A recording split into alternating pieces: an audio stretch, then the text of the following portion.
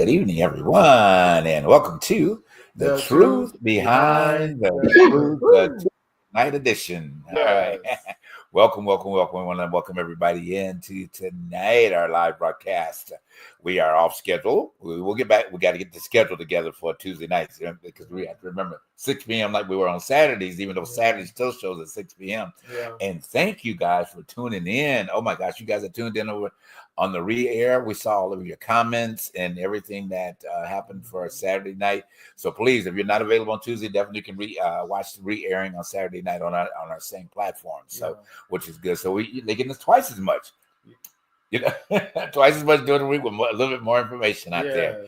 And wanted to give a shout out to a few people that actually had given some comments, last week. Great.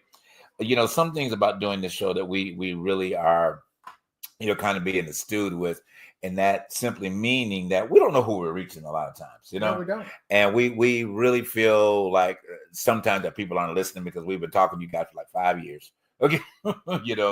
And we were talking to the extent to hopefully help you not make a decision of putting that man in the White House. We got this thing on in the background, so in case delusion is on. Yeah. So how you doing, Charles? In a way, I'm sorry, I didn't negate him. I was just no, but went right into that rant real quick. Go ahead, Charles. How are you? How now you finish doing, my Charles? point. Oh, you muted, Charles. You're muted, brother. I'm just trying to do my job. Keep things moving. Gotcha. Thank you, brother. Right. So anyway, let me do my thought. What was I saying? I think you was mentioning about the people who had been watching our show. Right. So really want to seriously encourage you guys to spread and share. Okay.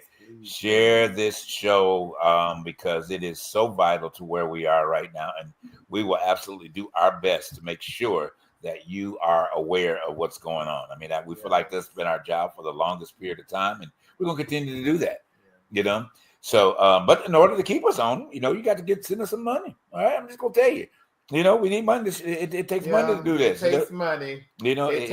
But still, though, it'd be nice if, for those who will watch us to support us and to spread the word that we are still on.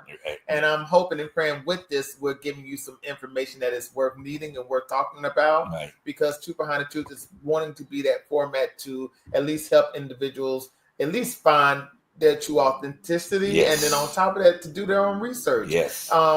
We're not the ones that want to give out our own worldview without you going about doing your own research and finding your own answers and coming up with your own interpretations of whatever that is that we're talking about. So don't ever feel the need to go about what we say as the gospel. Right. Well, no. Wait a minute, but still though, I believe that everybody should have their own freedom of, and that is so important right now to have. Now that we have somebody who is enforcing world views onto us for us to believe that what he is saying is sprouting is true, without any facts to back him up.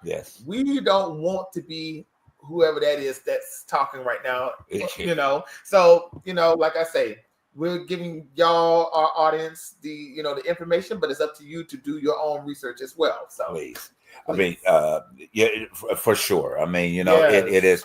You got to take the initiative to do further research and looking at things. We really diligently try to provide it, and we've been very good at doing that. I mean, if you wanted to say that you could consider us modern day prophets about information, we have said quite a bit and had a lot of things have come to pass. Over the past, and during the time, and it's still coming to pass. Oh yeah, it's still coming to pass. And one of the points about that is this man being back in office again. You warned for 2 years. You warned for 2 years of getting ready, being prepared. All of those things. You warned America. Okay, some people just pass right on by.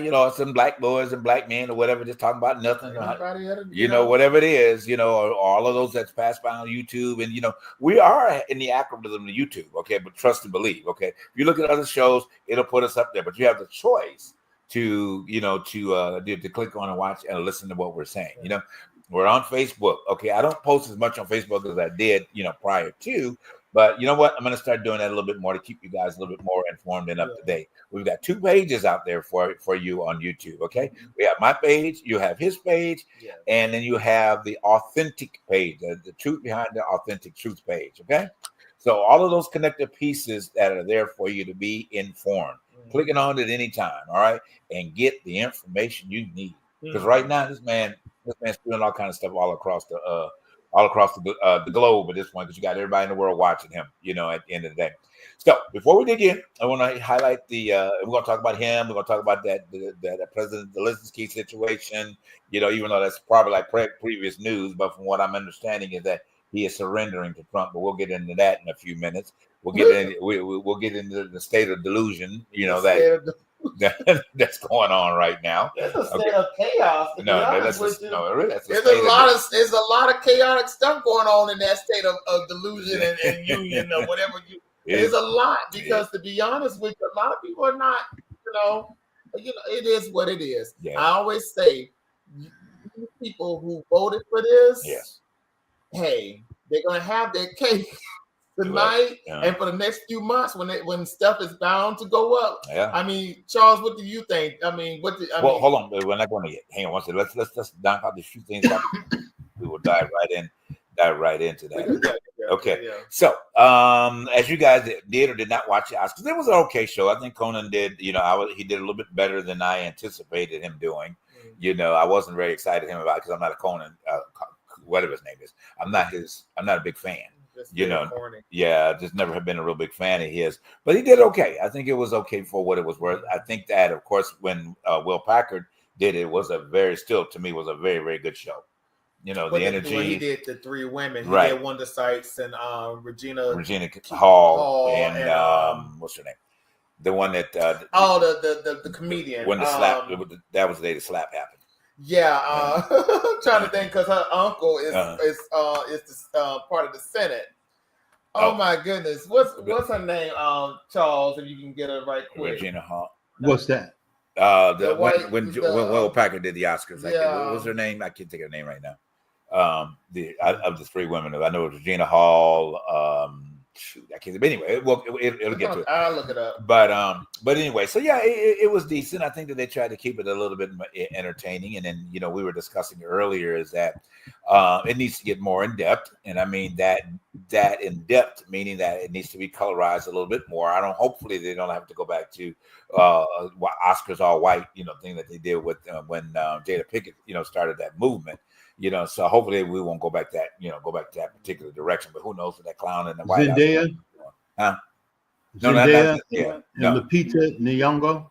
No. No, who hosted it when Will Packard did the when he produced it during, you know, the Chris and Will Smith slap. I'm trying to figure it out. Because I know it was Wanda Sykes, it was Regina. I think it was just Wanda Sykes, her, Regina, and but I'm trying but anyway, so we so it you know, it was a good show, you know what I mean, to that extent. I watched it in part. I think the highlight, which I think it got super rating, the highlight was Cynthia Erivo and Ariana Grande when they paid tribute to the Wizard of Oz as well, leading up to Wicked. And Cynthia Erivo just took Wicked to Defying Gravity to another level. Amy Schumer. Oh, Amy Schumer. Okay, that's who that was. Okay. Now we can keep it rolling. Okay. That's who it was. So the Cynthia Erivo just took Defying Gravity to another level, you know. I mean, it was good. It was good. Okay. I mean, you loved the performance. I thought it was fantastic. It was fantastic. You know, I liked how they implemented, you know, the Wizard of Oz and Wiz when, you know, when Ariana Grande when she came out with Over the Rainbow, and you had Cynthia come out with Home from the Wiz, and they incorporated those 2 songs into Wicked with their Defying Gravity, and then on top of that, you know, and then it was good. I enjoyed it. Right. And then, of course, during that same point, they're paying tribute to Quincy Jones as well, you know, for the Wiz. People, What? There's some you know, backlash a little bit from the Michael Jackson fans. You know, the fact that Oprah mentioned every other artist but Michael Jackson in the Quincy tribute. So there's some, and then there's and then there's a situation where they feel like there was an awkward moment between Whoopi and Oprah. But like I say, they played it off very well. But it's there's always gonna be a little bit of situations going on where we don't understand or we don't know. But it's always something behind the scenes. That's the situation on social media right now. Oh, wow. Who not surprised, but congratulations to the winners. Yes, glad for Zoe winning best supporting actress. One of the one of the Cocos. And it's funny mentioning him. I would have never thought that he would have surpassed Macaulay. I don't think he surpassed them. Well, when Macaulay won an Oscar, he never been in an Oscar movie like that at all. Really doesn't matter if he won an Oscar or not. Macaulay Culkin is an icon. Well, yeah, because that trumps out. I mean, I'm not trying to take away his brother's shine, but Macaulay Culkin is a pop icon. I mean, when you think about Home Alone, when you think about all of those movies that he started in the 90s, right? I mean, the man was $1 million product. Well, and don't get me wrong, it's just the fact that his brother did accomplish winning the Oscar, but sometimes that doesn't really, it doesn't have the same gravitas. It's just the fact that Macaulay Culkin will always have that one leg over his other brother because the fact that, my God, that's Home Alone. Yeah, well, no, I understand that point, but I'm just looking at the achievement of, because he's more known for Home Alone versus to his progressive or work to this day. No, not necessarily, because it's like he's not acting anymore. I mean, and his brother kind of did a leap and had got much better roles and things like that in the current phase. So it seems his like resume is very good. That's what you're trying to say. His resume is has been expanded from, because he was once a child prodigy as well. He did your movie, which was Father the Bride, and he did some other films along with that as a child. But as an adult, yes, he has expanded his resume. But I just still don't think he has that, what you call that icon status that his older brother has, because Macaulay Culkin been in some iconic films. When you think about not only Home Alone, but Richie Rich, and then he did what was the film where his uncle came home and he took care of the kids? I'm trying to think of that. It was either Big Ben or something like that. Uncle Ben, Uncle somebody. But and he also did the one about the bee. Yeah. Oh yes. My Girl. My Girl. Right. Oh my God. See what I'm saying? Listen. Well, those were iconic moments, and I'm so. I mean, I'm not, like I said, I'm not trying to take away his brother's shine. He won the Oscar, great, but it's just, I don't know. It's just Macaulay Culkin still holds that level of like, man, that was the 90s, right there. That was my childhood. Right. Well, Charles, what do you think? I think that a lot of this, it's sad to say, there's so much going on in the world today. We need a little bit of sunshine here and there. Right. Yeah. But man, life is not wonderful at the moment. It's bleak. Right. It is. Right. Understandable. And that's the reality of the situation. Right. The fact is Let's not change the subject. We're not going to change it, but it's just that is the facts that is going on right now. Yeah, this is true. All right, so let's look at the best dress, and then we will, the few things that we picked out, that and we will move on into the highlight of the topics of this evening. So you can give us a one. I think you had Ariana first. Charles was a minute ago. I think this particular. It wasn't the dress that she wore on the red carpet, but it was the dress that she performed in, which I think this one is better than the one on the red carpet that she did. I know you guys go. Yeah, this is a beautiful dress, and she looked very princess-like in it. So really, really, really, really good choice in her stylist with that. Mm-hmm. I think we got Cynthia next, I believe. Yes, she stole it. She stole the carpet. Okay, I mean, her and Halle Berry were my favorite too. Okay, this was just so iconic. The velveteen, and still paying homage to Elphaba with the green. Yeah. The green in it, and they really raved about her. And this wasn't the one she actually wore when she got in. She changed like 3 or 4 times, in the process of it. But I think this was really, really stunning. And it just did a lot for her. In that capacity. Throw Halle Berry up real quick if you see her real fast. This, and there's two pictures of Halle. This was it. This was it. I mean, Halle was the best dress of the night. I want to know what alkaline water she's drinking. I mean, because she looks very good. Yes, she does. Halle looks good. Halle will be what, 62 this year, right, Charles? I think. Yeah, she's right around there. Yeah. Yes, I mean, and you would. Halle does not look nowhere near close to 62 years old. She's holding strong. Yes, that takes a lot of wherewithal to not, because I have to give it up to her, and she's not the only one in her, even Demi Moore, they're still trying to hold it together because but still. Well, a lot of them kind of go the other direction when you reach 60. But if this is the new 60, phenomenal. You know what I'm saying? If this is the true new 60, then phenomenal. You know what I mean? I would call another actress out that don't look like this, but I'm not going to do that because that is not kosher, and we will not, shame anybody for aging. But it's just the fact that, dang, what is she drinking to keep herself so hydrated? Her skin looks hydrated, everything looks hydrated, and the dresses she wore. Now that was the red carpet dress. Yes. Then she went to the Vanity Fair with something sort of similar to that, but it was very nicely tailored onto her body. Like I said, she is wow. She was the wild factor. She made a statement and a half that night. All right, let's move on to the fellas real quick. Yes. I know some others gave you, but maybe toward the end of the show we'll pull them back up. Let's get Coleman.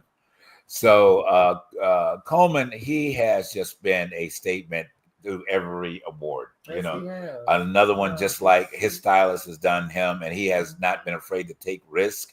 And this is not a risk taker here. This is just good. This is just classy, because it's the sash around the waistline, accentuating the waistline now that has been out for a few years now in men's fashion. But he looks really good, really, really good. I thought he was going to do something a little bit more flowing, but this is good. This is good. Really, really loved it. Jeremy Pope, I don't know if did you get his? Yeah, there he is. So he kind of went, really kind of tailored, in his look. It was all black, but he got giving me like he went to a sort of like a let's just say it's more Asian persuasion. Exactly. Formal type of fit. Right. So that's what I was thinking. And it looks, and he wears it very well. And then Sterling K. Brown. Sterling went I think he was, I don't know, I think we got him coming up, but he just did the really tailored black and white look, and it looked really good on him, there were a few others that I don't know if we got a chance to get those up. Kelly, they look really good together. They always look good together anyway, Kelly Ripa and Mark Consuelos. They sort of hosted a little bit of the back stage area. Right. I mean, his tux looks good. I'm surprised that she got him to wear a brooch. Because how Mark there's that other one, Halle, yes. But Mark Consuelos is, he likes to be the ultimate man. He don't like to be the, whatever. Anyway, okay. but they both look very phenomenal. I love the dress that Kelly had on as well. All right. Well, we're gonna move on. Okay. We have a few minutes toward it. We may bring up a few more pictures a little bit later. But that one, Halle Berry one. Oh yeah, Timothy. What's the name? Spider-Man. Great, all brown, which is something totally different, for the formal look. And I thought this was a very, very nice look for him, what's so interesting? Everybody didn't go traditional for some strange reason. Right. I don't know. Each and every year, everybody's going off the cuff of being what it is to be traditional, formal at the Oscars. You would think black. I don't know. That's probably just the old school of me. All the black and white tuxes. I guess you get kind of. Well, here's the thing. I'm glad to see that men are introducing more color, to that in different styles and that, because it's always been kind of left up to the women to make that statement on on the red carpet, whatever that the event was. And now these men have more stylists that are part of their crew, so they are making them look a lot more, because every Oscar from back in 100 years ago, they're all wearing black and white tuxedos, looking like penguins coming in. That was really, the style, with that. But anyway, so enough for the Oscars. So you guys can go check it out too. The winners were, like I said, shout out to Zoe. The other girl that won for Best Actress. Didn't see the movie, so I can't speak on it. I didn't really want to see it. Oh yes, I forgot about Whoopi. I think this was stunning for Whoopi. I think this was really stunning for Whoopi, for the first time being back at the Oscars in a long time. And then after all the weight that she's lost, so she's accentuating her waistline. The only pushback that they got on that some people thought it was too shiny, but I'm like, to me, that's what it encapsulates Whoopi's personality. In the shine of this particular, because it was like her time to come out and shine again, and making those statements. You know what? There's one gripe I do have, and I'm happy that that looks nice too. But there's one gripe. Why are these people wearing, especially the women, wearing clothes that they cannot even walk in? Now there's been situations where I have watched certain award shows, and some of these women cannot even walk in these dresses that they've been tailored to. They're too tight. Not that they're too tight, but the hem is either too long. Yeah. And I've seen some of them who just hobble on stage and hobble down stage.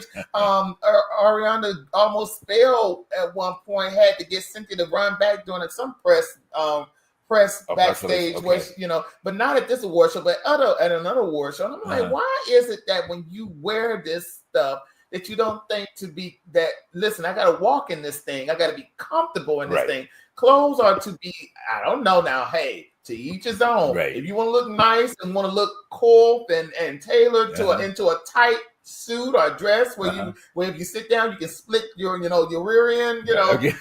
Hey, go for what you know. But I always thought clothes were to be comfortable in and to walk easy in. But I'm just noticing that. I'm noticing that some of these women and some of these men do not know how to walk in their own suits and dresses. So that's just my gripe. I'm just seeing that lately, and I don't know what that's about, but it is what it is. Gotcha. Okay, let's keep it moving. All right. So we got a quick break. All right, we're gonna come back and we're gonna dig into the state of the confusion. All right. State of the confusion. All right. We'll be right back. And delusion.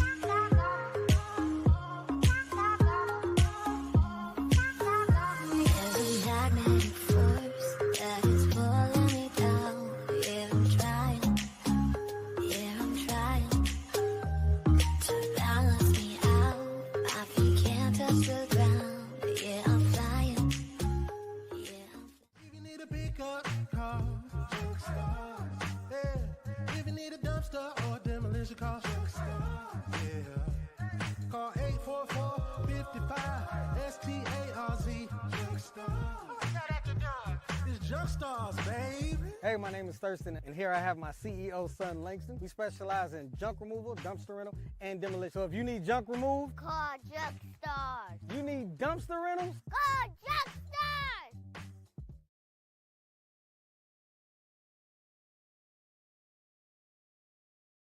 Stars. That these troublemakers were attending and disrupting town hall meetings as part of a game for Democrats.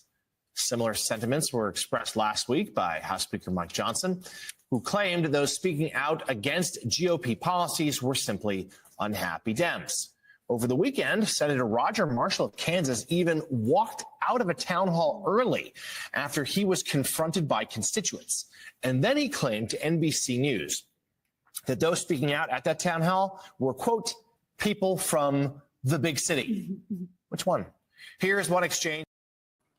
Yes. Thank you for that, Charles. I mean, that was a good, definitely good intro in terms of our discussion. First of all, before we get to it, I think I'm gonna need a drink while we talk. Oh yeah. Well, what we got on the background, we need one after all of this. Feel bad about it. We're gonna all need one. For sure.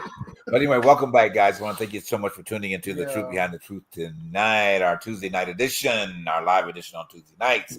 We will be here on Tuesday nights, and the time will get adjusted, all right? So we will be here at 6 p.m. on Tuesday nights, all right? So just keep that in mind moving forward. Re-airing on Saturdays and wherever else we want to pop up, okay? To keep you informed, right?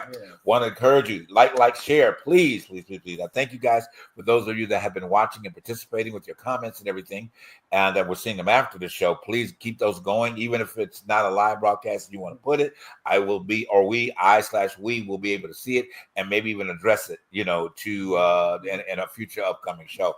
And you can send an email to ttbttshow@gmail. All right, don't forget the mug. Don't forget the mug, and don't forget to support TTBTT Show on Cash App, and our Venmo is The Truth Behind the Truth. All right, let's get into the state of confusion. Yeah. All right, the confusion process is furtherly being done right now as we are speaking. I think in on the East Coast, it's on at 9, and it's 6 o'clock our time here, or a little after. So the clown of the house is in full force, all right, presenting his agenda, all right, which has been the most chaotic event in American history up to this point. This man loves to talk about American history, all right, but he is creating the most chaos in American history that has ever happened up to this point. And I'm sure after the night, it's going to be some more that we're going to need to get to be aware of, all right. Yeah. So first thing on the state of confusion, President Zelensky. Oh my gosh. You know, you and I've talked about that and talked about it. And, you know, my thing on this whole point, you guys can certainly read. What's that man in the White House? He lucky that wasn't a black man he was in there berating like that, because he'd got shit slapped out of it. I'm just going to be honest.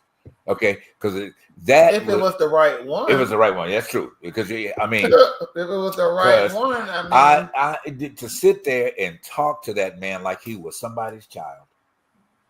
I'm still flabbergasted at that, you know, at that particular point, you know, and then the what is that Vice President JD Scamps, you know, you know, he made it even worse, you know.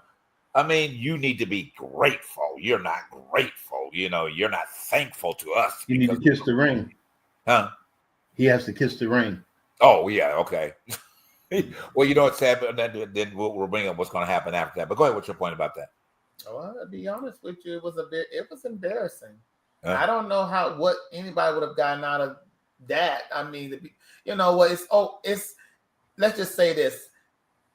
It should have been more diplomatic. That should have been more behind the scenes than it should have been up in the front. Now, you know, one thing I realized during that whole entire situation, I knew that was going to happen. I don't know why.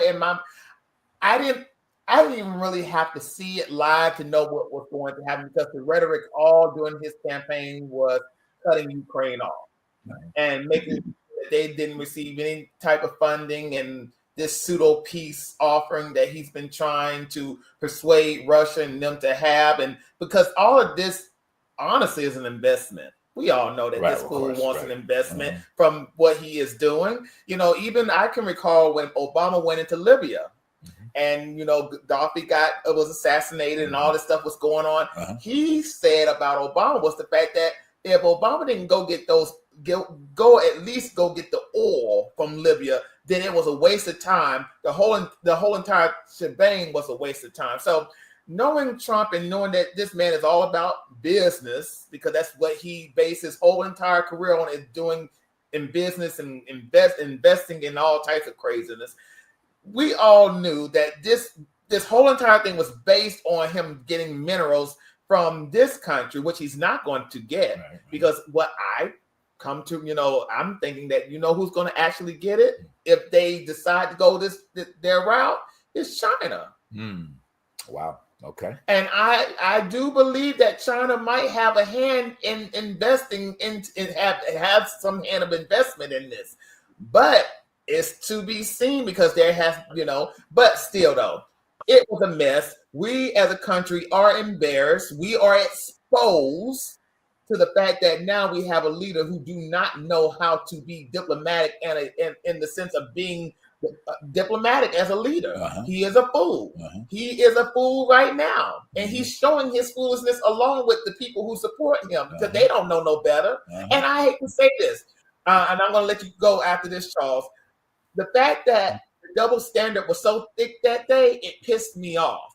The fact that they held Obama to a higher standard than Trump. In that very moment, the Legacy News They baited that whole entire scenario, talking about, 3 people were screaming in that moment. There were no 3 people yelling and screaming. There was 2 hyenas. There was one that had the mascara weasel and the Cheeto weasel. Those 2 people were the ones that were yelling. So to be honest with you, the Legacy News, they should be more ashamed for baiting and misinforming the American people with that crap and lowering the standard of leadership in this country. And that's about it. Go ahead, Charles. Yeah, that was good. I agree with you. I think that in the grand scheme of everything, like there seems to be this running thing. Democrats are liars. They tried to cheat, but they just found out in another state that some of the votes were hidden. They were missing.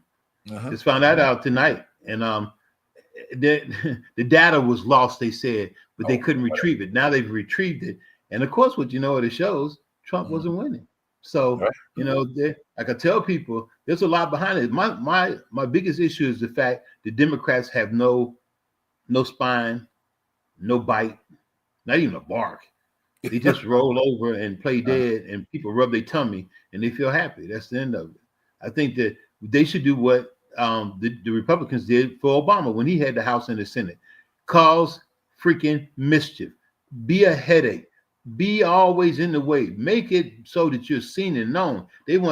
Hakeem had the nerve to say, we'll work with anybody that wants to work with us. We'll work together and get legislation done. Nobody gives a freaking hoot about damn legislation like that. Nobody. The Republicans are saying sissy, punk, weak ass man, don't want to have no backbone, no balls. And he don't. I like Hakeem, but he just has I see no danger. No danger from him. Doesn't even no threat. No, exactly. No threat. None. No threat. And you're probably right. I mean, I like the aspects of Hakeem I like, but there is no assertiveness to stand up for the American people. I mean, you're always, every speech that you give is always, what about the American people, about the American people, about the American people, about the American people. And I don't see you fighting, bro. The only person I can say, well, the 2 senators, I can't think of the names, are from Tennessee, and the one from Tennessee and the one from and Governor Westmoreland. I mean, he's getting like high praise. I mean, and they're saying that they hope that he will be able to build some other people in the mindset that he's going forward. And they were talking about him today. And then, of course, Pritzker in Illinois. Pritzker's doing the same thing. Pritzker in Illinois. And he's standing up to him. And Jasmine Crockett. Jasmine Crockett, AOC, Joy Reid. Yes. It's just a shame that, this is the world we live in. And I hate when I say this, but it's so true. The Republican Party's become a cult. It's not even a political party anymore. Oh, they always been a cult. That ain't nothing new underneath the sun. I mean, to be honest with you, they were a cult since Reagan. I'm waiting to see them walking through the hallways going, brains, because they're like zombies. They don't know anything and don't have no brain whatsoever. Trump says it. Marco Rubio got on Meet the Press and tried to browbeat everybody about Zelensky needs to learn how to be appreciative. How do you be appreciative when you over 300,000 people have died in bombings? Yes. We were there to help support them. Now you're going to take it away and then tell us you need to show us you like us. Get on your knees. Bow down. I said this same thing. I said, let's just play the other side of the coin, and let's just take it off of that. You go and let somebody shoot up your family, okay? And then come back and tell me thank you because thank you for you letting let them shoot up my family. Thank you. You even asked JD Vance. JD Vance, have you been to my country? No, but I've seen the videos. I'm like, oh my God. But the fact is, Europe is doing Europe has seen this before. Yeah. Europe has seen this before in 1938. And I know people getting tired of us talking about Hitler, but hey, if you don't know your history, you deem to repeat it. Because he's on TV right now. That too. Mm-hmm. But the fact is, Putin is Hitler. The fact is that Hitler during 38 wanted the Sudetenland, which was the German-speaking territory of Czechoslovakia. Mm. And Europe at the time is at the point of trying to avoid war, they gave him the Sudetenland, but with the agreement of him not invading Czechoslovakia. Well, they went into the Sudetenland, but that was not even enough. The fact is he went and invaded Czechoslovakia and then Poland. Now, this was the Munich Agreement. Go look it up. This was the Munich Agreement. So the European nations in these times, Putin wants Ukraine. But what does Putin also want? He wants Poland. So if they give him Ukraine, he's going to go further towards Poland and some other nations. The fact but you know how that works? Nobody needs to do that, right? The destruction or the downfall of the American political system. There you go. Okay. And you know what's so funny? Make America first. Oh, no, America first has always been the rhetoric of the right wing since the 30s. Charles Lindbergh, if he was still alive to this day, he would have voted for Trump because that was his rhetoric for Roosevelt. When Roosevelt was trying to tell these people that Hitler was trying to invade, you know what Americans said? Middle America, to this day, Middle America was saying we should not get involved. So what happened? 1941, and during December 1941 was Pearl Harbor. It took for us for Japan to bring their asses towards Hawaii to bomb us, for those right-wing America First people to shut their mouths up and say, let's go to war. So this is what's happening right now. You got America First right now with Trump. Now, during that whole entire situation with Zelensky, he kept saying, well, we're not going to put money behind your war because it's not our problem. And Zelensky went as far as to say the only luxury y'all have in this country are oceans, but it's coming. All of this stuff is coming in your direction. So they didn't like hearing that part. The saddest thing about Americans right now, that they don't understand that this has already happened before. There will be another world war. Because you know what what it all started, and I know people, I was telling a buddy of mine this today, it started with Reagan. It started with Reagan. When Reagan made colleges and everything super expensive and we couldn't get educations, the housing market started doubling up. The inflation, unemployment was up to 18%. I was getting out of the military at that time. 18%, man, that was unemployment. And I could tell people every day, Reagan came in, they swept him down. He's the greatest thing since sliced bread when he wasn't. He had he's like Trump. He has no understanding of policy or politics or how to get things done. Reagan was a snitch. Reagan was the biggest snitch in Hollywood when McCarthyism was full bloom, was getting out of hand. He was the snitch that went around towards to Washington, to the right wing of Washington, and told them who was the communist in Hollywood and brought Hollywood down to its knees. You know, the saddest thing about Republicans and right-wing people is that they don't understand that they have always been the catalyst of bringing down a democracy because of their one worldview. Patriotism is the fact that they are blinded by patriotism with hate, not patriotism and bringing. I was going to say it's not patriotism. It's so much other, but it's not patriotism.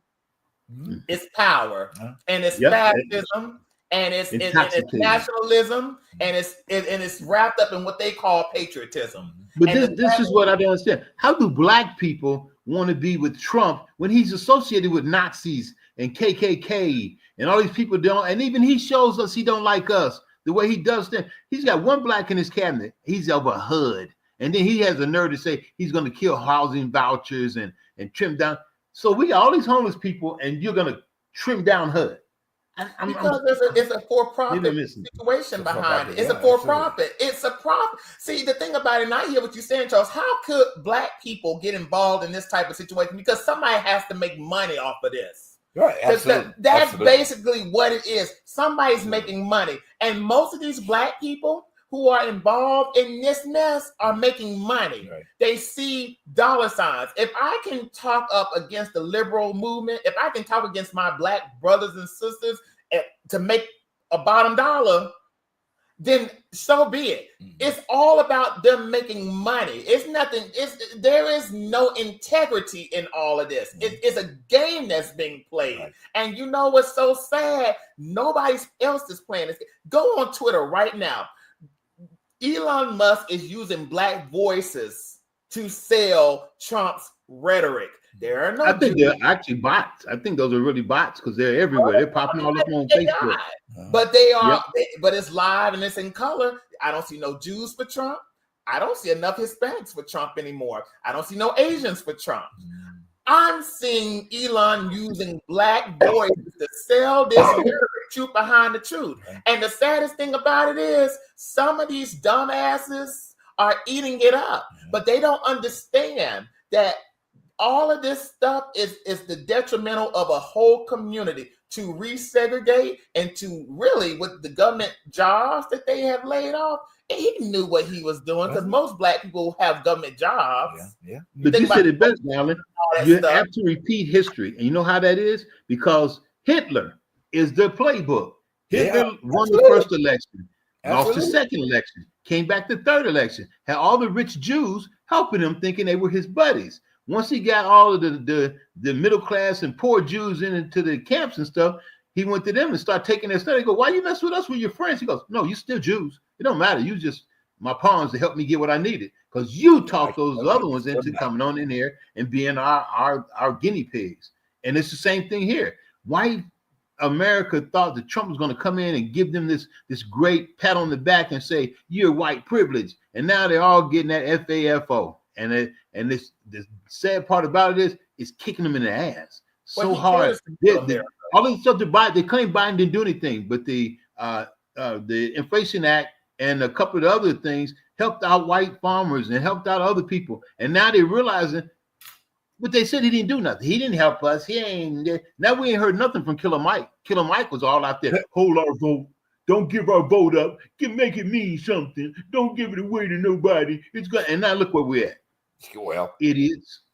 Well, you know, Killer Mike said that he doesn't care too much for the federal situation. He's more of the state and local situation. He said blacks would be better off getting involved in their state and local than the federal, which I understand where he's coming from. And that rhetoric, I think we need to be more involved in our state and local. But the saddest thing about Killer Mike is that he undermined the situation when he said that I don't trust prosecutors because Kamala was a prosecutor. See, the thing about it is, he didn't understand that his voice was detrimental to her even being regarded as being important for the cause. See, even Dr. Umar supported. The Republicans needed somebody like Killer Mike. They always need somebody like a Killer Mike or an entertainer.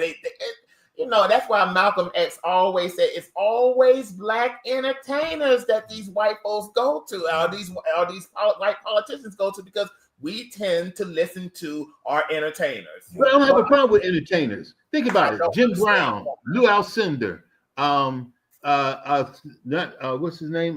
Harry Belafonte. All of those entertainers, they spoke out well and they were supportive and they got the movement moving. I don't have a problem with entertainers. They picked the dumbasses that are sitting on the corner.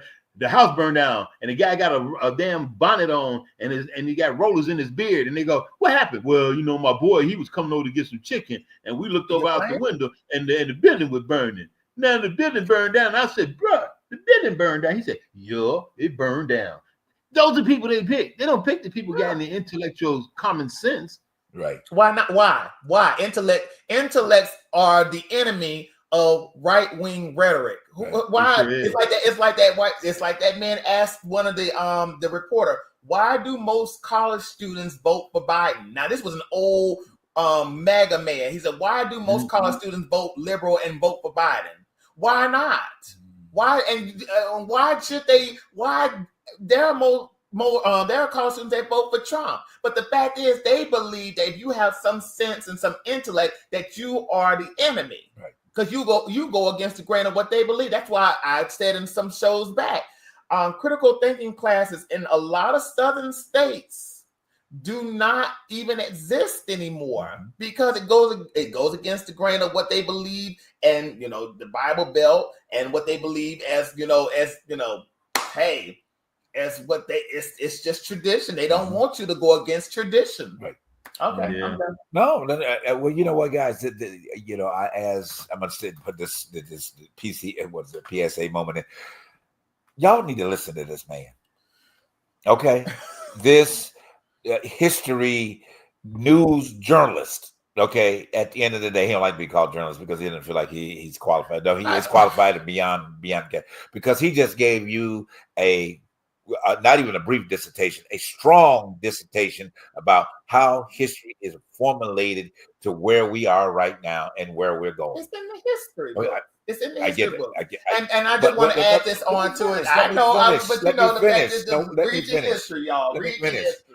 Okay, and the point is here is that, and I'm going back as a defensive point of this show and this platform. Okay, you have a man that has invested so much into the empowerment of knowledge to help people, to help you understand, what life is and where it is. I mean, we just took a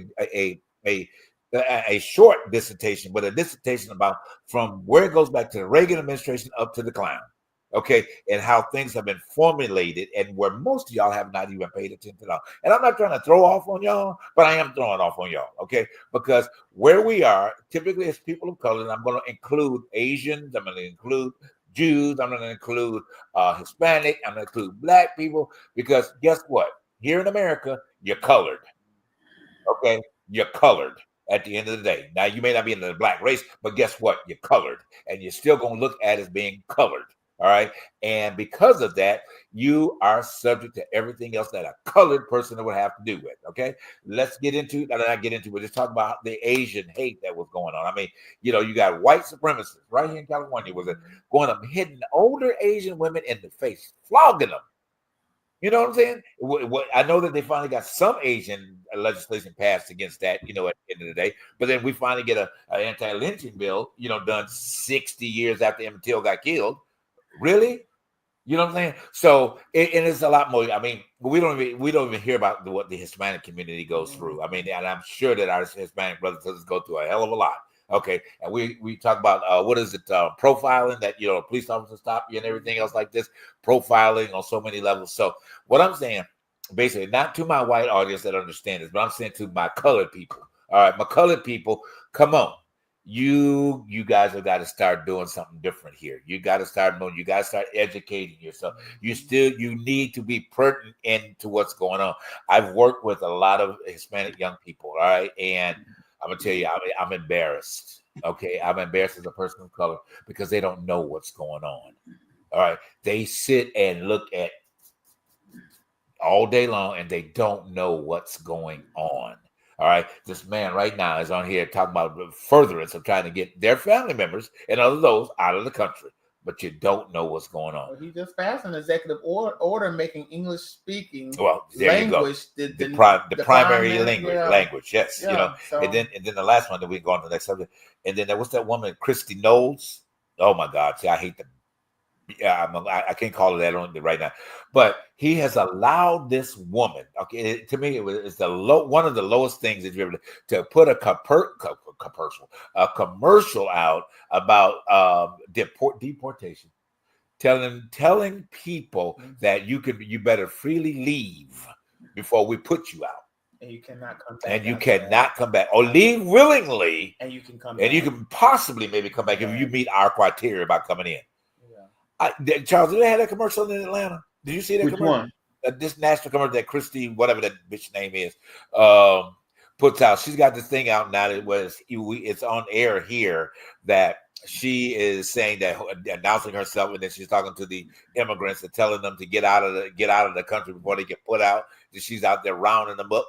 And I saw a social media post about it. I haven't really. Yes, this is a commercial. When I first said I cannot believe this, and then you all are still allowing this. I just don't understand.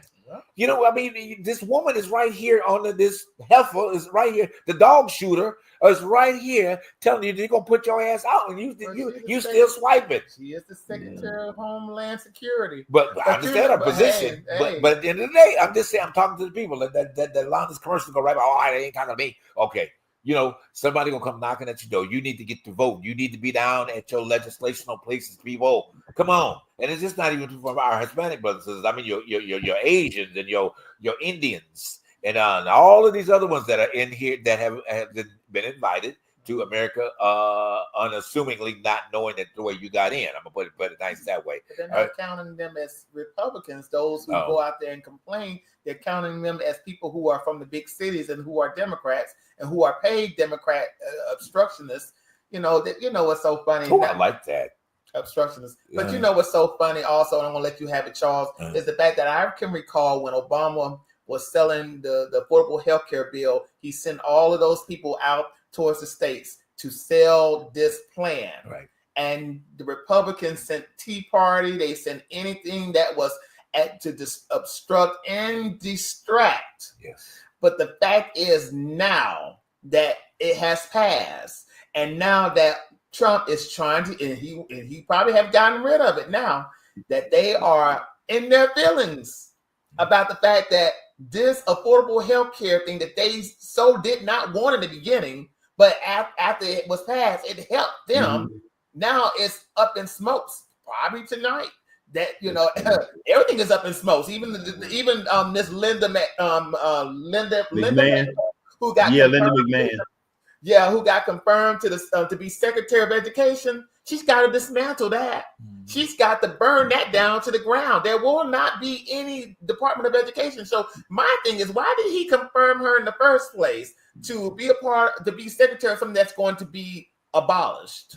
Loyal. I don't understand. Loyalty. And she gets a check while she's there. A waste of time, of tax-paying dollars that he keeps talking about that has been going on before he got there. So he wasted tax-paying dollars. Now we got to pay this woman not to work. And this is what really triggers me, is the fact that you have laid off a bunch of government workers, and now you hired this old ass billionaire to now we got to pay her to not do her job. So I think it's we are in a state of delusion. This is not the state of the union, but we're living in the state of delusion. State of delusion. That's basically what I'm calling it right now.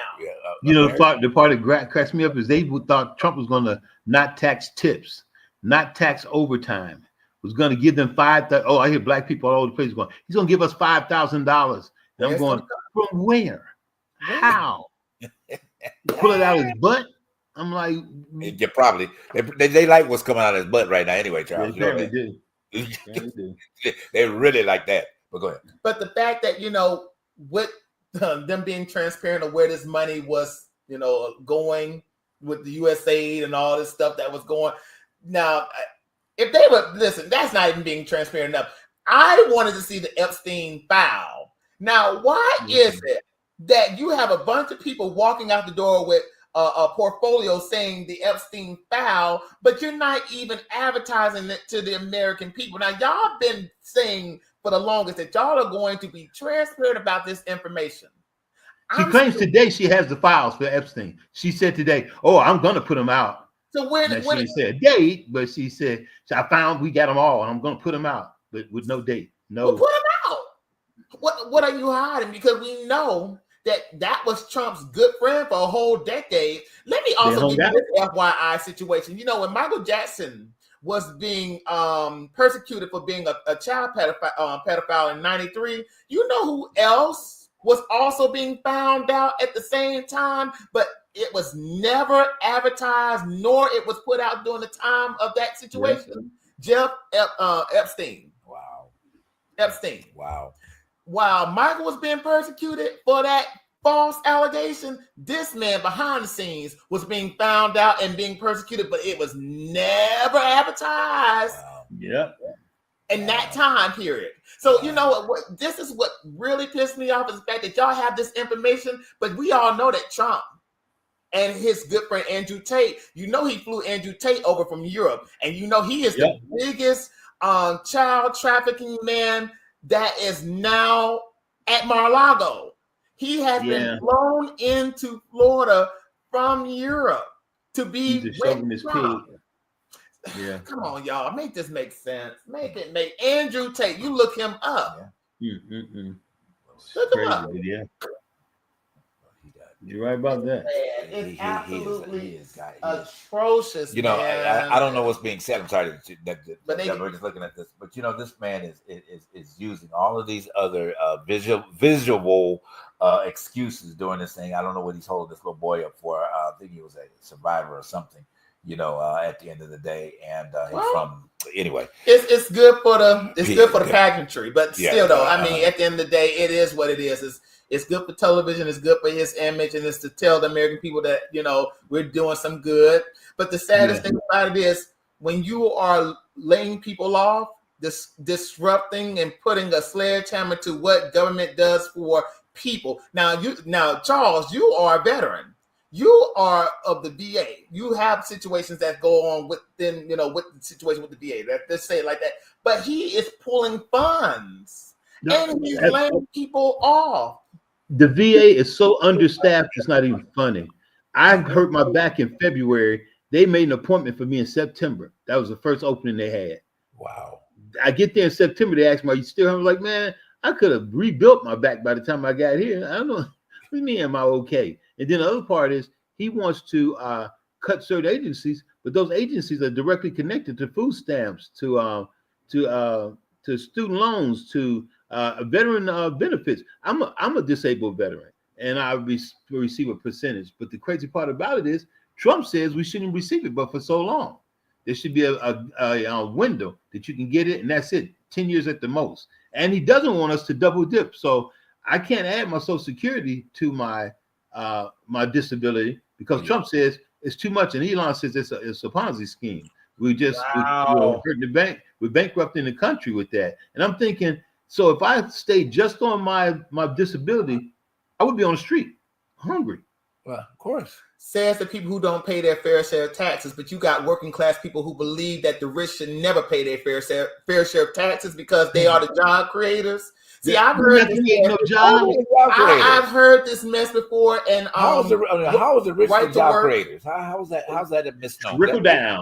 Trickle down theory. It's the working class people. We do this to ourselves. I don't blame Trump and Elon Musk for taking advantage of what the working class people do not care to understand, that this is a game that y'all have allowed these people, the 1% to do to it. They divide and they conquer. But the fact that these terrorists are coming down strong, I cannot wait for people to go into their grocery stores and complain about the prices of chips. I think it's in 5 days, gas is going up 40 cents a gallon.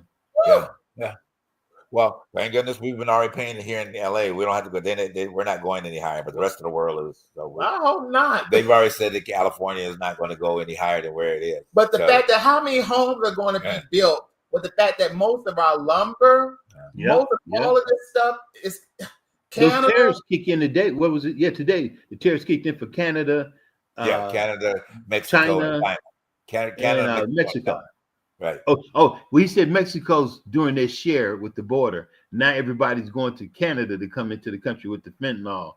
I'm like, you act like it's so easy to just say, "Oh, we're not going here. We're going to go over there and come in with all these drugs." I'm not understanding how this works. My point about all this is the situation with how that we are allegedly that these countries are bringing these illicit drugs into America. The drug problem has been in America since before all of us was born. Okay, we can go way back to Hollywood. What was that? The narcotics and then all of these illicit drugs and things like that. So, but don't pull that bullshit on people. Okay, really? I mean, we've been, Charles. You know what was it in the 70s? What was the slogan? Say no to drugs. That was Nancy Reagan. I mean, say no to drugs. I mean, at the end of the day, this is not a situation where it's just now started. And these countries are not the ones that are promoting. You got the drug dealers are right here. They're right there in Beverly Hills. They're right there in Bel Air. They're right there in Buckhead. You know what I'm saying? And every other pharmaceutical companies that will tell you not to go holistic, that would persuade you that holistic stuff does not work.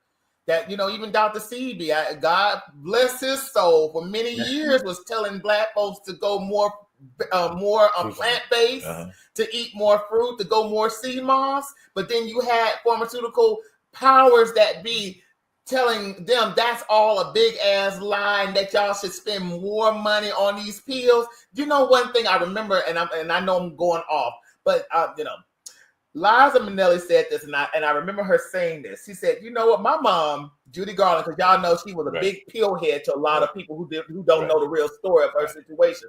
But she said, people in those days, if you got your medication from a doctor, from a prescribed medication from a doctor, that was not considered drugs. Yeah, you still have people getting their drugs from a doctor, and saying that is not drugs. Right. And that is the problem. You got people who are hooked on painkillers, who are hooked on amphetamines, who are even who was it? Matthew Perry from France. Wasn't he getting them shots from a doctor? Yeah, absolutely. The same thing. Experimenting with drugs is nothing but a gateway to hell. And the sad part about it is, too many of us don't want to move forward because it's either you had to think too much, lift too much, or kiss somebody's behind. When in essence, you don't have to kiss anybody's behind if you have your good character. If you're a strong character, you don't worry about other people. You do what you need to do to make sure things are right. But too many of them was holding on to each other. And the other thing Trump was saying is he didn't want us double dipping. I get a pension. They already chopped into it. George Bush made sure that after 60, I give my pension up to 62 if I get it early. 55 is the earliest. Then at 62, they cut it, and it has to be made up with Social Security. So you just chopped out $2,000 of my retirement, and I can't touch it till I'm 67, or else I'll get penalized for using it and having it, because you know yourself, $3,000 at the most is all we're going to get, and you can't live off of that. The average household runs off of $4,500 a month. Right. You at 3,000, what are you gonna do? Unless it's a bunch of you all ganged up in one little 2-bedroom apartment trying to survive. So TLC could have told you that. T-Boz and Chili and Left Eye would have told you that wouldn't have been enough money. They couldn't live off $50,000. What makes you think you could live off $3,000? And the fact is that even Angie Stone, rest in peace, Angie Stone. The fact is that, to be honest with you, before she even died, wasn't getting her money, wasn't getting her royalty. She was, and you know what's so sad about situations like that? It's the fact that we see people like that and we think they have it all. Oh because man, they have a career, they have a mic in their hand, they got a voice, they got a talent. But those people don't have money. Mary J. Blige don't have that much money. I don't want to believe Mariah Carey don't have any money, but Mariah Carey has money. I don't know that. But Mariah got money. How do we know? How do we know? I don't know. Until she comes out and say otherwise. But to be honest with you, these people we look up to, even as much as we are here complaining about these situations, we don't know what's going up there with them. And I hate to say this, did y'all hear that the economists, they're saying it's high time now to save as much money as you can. We've been through this before. Frivolously, you got to save your money. What did we say? What did I say? We've been through this before. We did it with what was it? The Great Depression? 84, 85 with Reagan. When job unemployment was 18%. We went through it again with Bush with the recession. Yeah. Then we went through it again with Trump with COVID. So and I'm not trying to be funny, but these are, if you look at them, they're opportunities.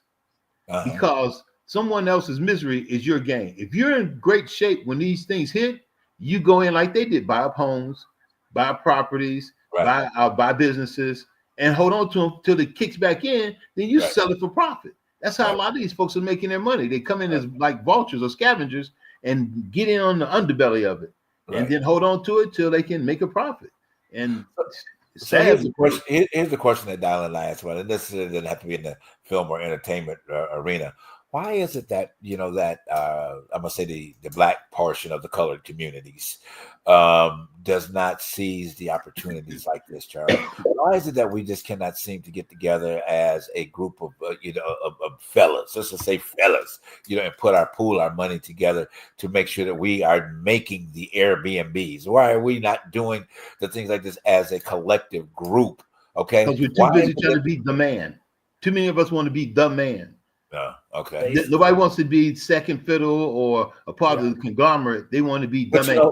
The one thing the one thing about that other community, they don't care who they allegedly put in front as long as their bank account is reflecting what's going on. The Hispanics will live 15 in a 2-bedroom house. Right. You tell a black man, do they going? I got to sleep on the couch. I can't have a bedroom. You're like.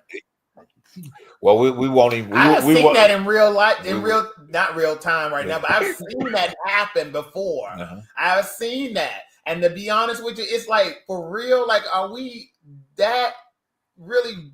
It's one of those things. I just shake my head. I have to go back to the fact of this real quick, and I have to bring up our religious institutions once again. Oh, there you go. Okay, hey, but because it is a practice that we see. You can't have this denomination fellowshipping with this denomination, not even those for the good of the people. Okay, because they can't agree on one thing that they all need to say upon to make something move forward. All right, I'm not going to deep dive into it. You just look at that in your entertainment. Why won't Spike Lee do a movie with Tyler Perry? Why can't big egos? Why can't people come together? Why can't black creatives come together and make a blockbuster? Why can't you have Ava DuVernay and all of these great minds come together and Oprah and all of these people? You want to know why? Like you say, Charles, it's ego. It is ego. Because of the simple fact is that people got to be number one. It's got to be somebody who has to be on top. Go ahead and say what you're going to say. Shonda Rhimes is opposed to that she brought that was a question that was opposed to her. Shonda Rhimes says that she will not work with people that do not have unity. Wow, there you go. Okay. There you go. So this is why Shondaland is the way that it is, and will be. And she says she will not work with people that do not have unity. And you know what's so sad about? Well, not even sad, but and to be honest with you, I hate that is. What it is. What it is, what it is. But the saddest thing about it is when you hear black artists talk about, well, I'm not getting my just due, when I'm not getting paid enough money, when I'm not being recognized, and you got people like Tyler Perry coming to you and saying you need to build your own table. But then once you build a table, why do you keep your own from the table? Because I'm Tyler Perry. Why is it that you're kicking people? Oh, you know what? I love Tyler. I don't have anything against Tyler. But the saddest thing about it is he's just doing what that black clown doing right there on TV. No, he keep people from the table. No, not Trump. He's not. Well, I mean, but you know what I'm saying. He's keeping people from the table. Not Trump. Nobody's good as Tyler. Well, we don't get on Tyler right now. We not gonna get on Tyler right now. We gonna get on the Perryville. No, go stay out of Perryville right now. Stay out of Perryville, but you know what? It is. It's not. Everybody's doing their own thing, but it'd be nice. It would be awesome to see black creatives come together and do something for their black actors and people who could be making great films, great movies, great music. Right. Hey, you know what? At the end of the day, it's up to us to make that change. I don't know what it's going to take. Inevitably, the one thing as we bring it to a close for this particular show, this gentleman that's sitting before us, and I say that, and then the relationship that Charles and I have had, for a long time, going on probably 15 years, close to at one time. And we collectively, separately, we ain't made no money. What we call money. You know what I'm saying? We were able to pay a bill or two, and or either got to the particular point before you and I were together that that there were times that I didn't have gas money to get to set, but Charles say, I got you. Okay, there was time when Charles didn't have money to buy something to eat, but what I say, I got you. You know what I'm saying? And there are projects that Charles has worked and developed his own, that I was right there with him doing, helping him do his scaffolding, helping him do makeup, helping him do all of the other things that to make that project. Stop and get emotional. Shut John, stop. In that, and even with the commitment to the truth behind the truth, there's none like this man. I'm telling you.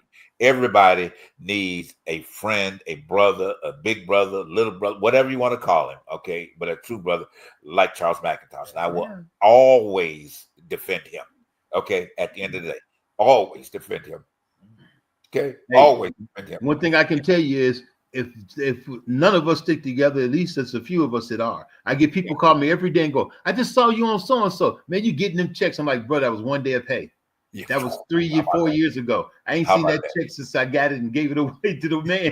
I haven't touched that check in a while, so it ain't like it's in my bank account. And it really is. Last thing, Charles, you can bring up Angie Stone's picture if you want, real quick, as we close out with this. I do want to say one thing. I had an opportunity to work with Angie on one Terry Crew movie, but we spent some time talking.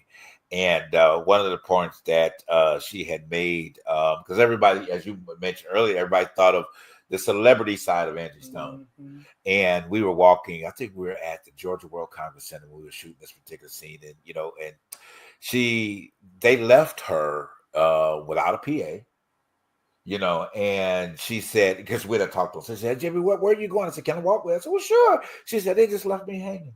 Wow. She said, I didn't know where to go. I didn't know where to go change. I didn't know to do anything. She said, they left me. I was like, are you serious? She said, yeah. She said, and I said, I ain't got that, but I know you got. She said, I need this check. Wow. I need this check. I was like, are you serious? When you look at all of her accolades and things of that nature, accomplishments and everything. And she said, I need this check. I said, you know what? But then that moment, my little spirit side, I grabbed hands with her. I said, girl, we're going to pray for each other.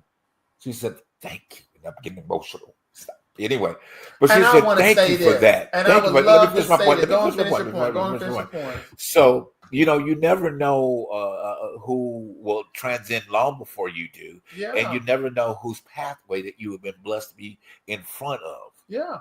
At the end of in that moment of exchange. Mm-hmm. And I'm just grateful that I had that opportunity of exchange. I'm grateful that I was able to grab her hand and pray. At that. But anyway, go ahead. I'm sorry. But the fact is that this lady did so much within the industry itself. I mean, songwriter. She was one of those background singers. She was also she played saxophone for Lenny Kravitz and all these. The saddest thing about that story that you just said is the fact that with all of that she had did, nobody saw the value. They utilized the gift, but they didn't care about the value. Yeah. And that is her story, along with some other people's stories. This woman had did so much for Black music, the neo soul movement. I did not know that she was part of Erykah Badu's situation. I knew she was part of D'Angelo's situation. I did not know she was the reason why Mariah Carey has a career to this day. She was. I'll be sure. All them folks. She was at MCA, and then she went to Clive Davis, and and she did that. She did those hits, "No Rain in These Clouds," and I wish I didn't miss you anymore. But she was also part of a hip hop group, one of the first MCs during the 70s. All female MC. And the crazy part about it is there's a conspiracy out about her now. They're saying that she was killed because she was fighting over her rights, her masterpiece. Well, you just said that. Yeah. Wow. And that in itself is so sad. But the fact is that I know that there were some black gatekeepers within that industry who knew and did not do anything to make change or to help her. See, that's what we're talking about. The fact that we're always in this situation by ourselves. There is not a community coming together to help and to inform one another what's going on. That is the saddest thing about the Black experience when it comes down to living the average situation to celebrity.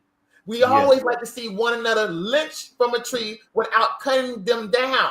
We like to see them lynched. I hate to say it, Puff Daddy, that's a disappointment. He's a disappointment. He had the platform to make change, to give careers, to maintain careers. But the saddest thing about his situation, he took advantage, he abused, he molested, and on top of that, he ripped all of his artists. The same thing with Barry Gordy. I'm gonna put him in the mix. Smokey Robinson. All of these people took advantage of young project kids from the ghetto, utilized their talents, stole their money, and as Black influencers, they told a whole community that this was the way to make it in an industry. You made people walk clear across a Brooklyn Bridge to go get you a cheesecake for entertainment. That's sad. Wow. It's sad. Oh, make it make sense. Make it make sense. You can't make that make sense. Sleeping with a whole bunch of women and then making your superstar have your baby and lying about that. Hey, so save all that. Oh, wait a minute, because save all that. That's save the all truth. that. That's the truth. That is the truth behind the truth. Right. Save that for another show. And didn't even know the child was her dad until an Oprah interview. Make it make sense. Okay. And you know who I'm talking about. Yeah. Say that for another show. Okay, you open up another Pandora's box. Say that for another truth show. behind the truth. This is the industry. Right. Say that for another show. Okay. But one other point we wanted to pay homage to we didn't do last week was the incomparable Roberta Flack. Oh, yes. We didn't. We went past that because of time last week. But oh my gosh, I think I would say Roberta and Angie are kind of reflections of one another. Oh yes. In many ways. Renaissance women. Yeah, very much so. I mean, Roberta just paved the way for the Angies. She paved the way for a lot of artists and stuff. As a matter of fact, we'll elaborate on her again a little bit more next week. Yeah, Clint Eastwood for giving her a chance to get that Grammy that year for his movie. Yeah, absolutely. I mean, there's just a lot that we need to be. And you know what? This is Women's History Month, so this is a good time to even talk about her. Yeah. So we'll factor that into our conversation next week. But anyway, guys, thank you so much. Those of you that took time out to be with us tonight, and this again, the show will re-air on Saturday at 6 p.m. All right. Those of you who didn't catch it, you'll catch it, and you'll re-catching it again. The points that you missed, and of course, we had that clown on in the background. I don't know what was being said, but it was a good rally. It was another rally. Okay, for his rally. Yeah. Okay, his agenda. But it is what it is. We all are planning some sort of a escape if things get worse. A vacation, people. Vacation. Vacation. That's an escape vacation. Yeah. Right. Okay, I got it. Whatever that is. Whatever that's called. Yeah. Whatever that's called. But we're working on that one. All right. Because it may need to be in a hurry. All right. But anyway, more to come. All right. We love you guys. Thanks so much for tuning into the Truth Behind the Truth tonight. Make sure you support us, share us, like us, all those great things. You got our Cash App information. You have got our Venmo information. Make sure you utilize those things. Hey, a little something week to week will always help us put this broadcasting forward. And remember, you're able to get your mugs as well. We still got those available. All right. Please. Thank you again. We love you guys. We love you. We love you. Love you. And hey, we're going to keep it moving. We're going to keep it pressing. We're going to keep it moving. We're going to keep you what? Informed. All right. Have a beautiful night. Love y'all from Atlanta, from LA. Have a great night. Yeah. Thank you for tuning into the Truth Behind the Truth. Good night.